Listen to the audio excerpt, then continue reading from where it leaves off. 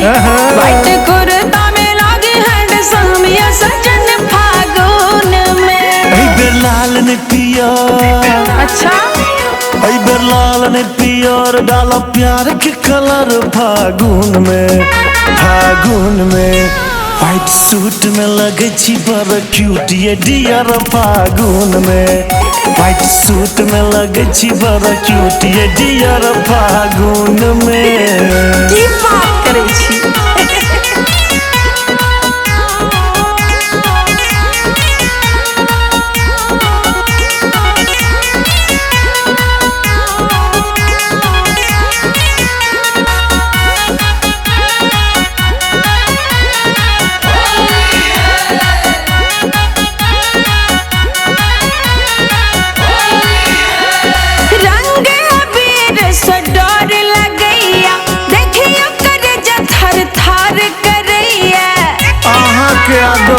की बात करी छी। रंग अबीर सा डर लगैया देखियो कर जथर थर करैया। आहा रहू ये निडर, नहीं हमरा बड़ डर होइया। आहा रहू ये निडर बस आहू नियर फागुन में, फागुन में।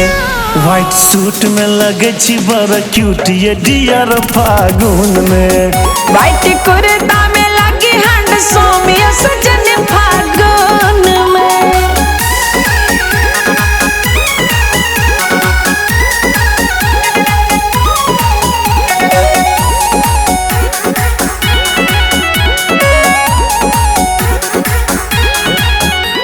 सबटा बहाना आहा काट धरून, प्यार वाला बस आए बात करून। ले बड़े हैंडसम ये सबटा बहाना आहा काट धरून, प्यार वाला बस आए बात करून।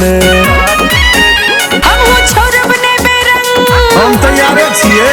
हम हो छोरब ने बेरंग उठल मन में तरंग फागुन में, फागुन में। व्हाइट कुर्ता में लागे हैंडसम ये सजन फागुन में। व्हाइट सूट में लगे छी बड़ा क्यूट ये डियर फागुन